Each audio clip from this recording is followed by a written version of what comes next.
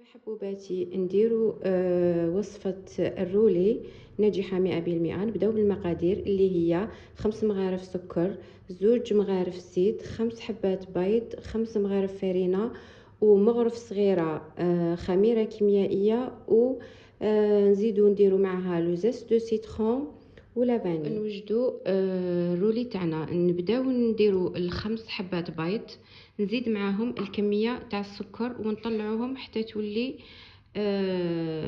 كريم، القوام تاعها كريمي. نطلعوا ال5 حبات بيض تاعنا مع ال5 مغارف تاع السكر. نبداو نطلعوا البيض تاعنا.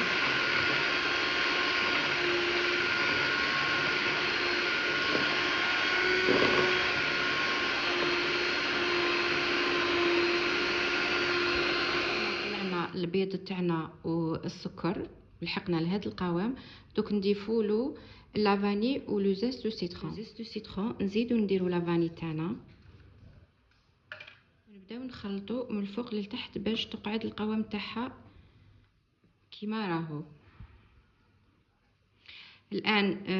بعد ما نخلطو لافاني ولو زيت دو سيترون تاعنا، دوكا 2 مغارف تاع الزيت ما راحش نديرهم مباشره باش ما تفسدلناش لاباري تاعنا. دونك حنحي 2 مغارف من هذا الخليط ونديرهم مباشره داخل 2 مغارف تاع الزيت.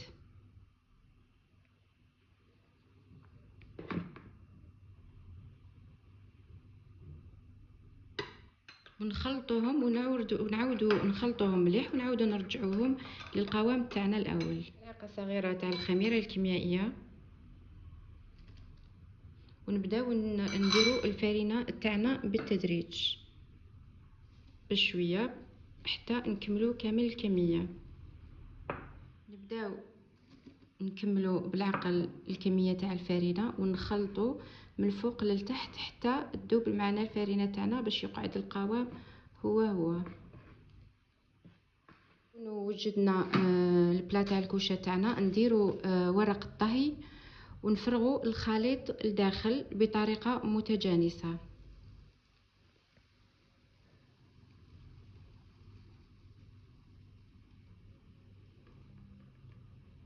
الخليط تاعنا وسينا نديروه بطريقه متجانسه.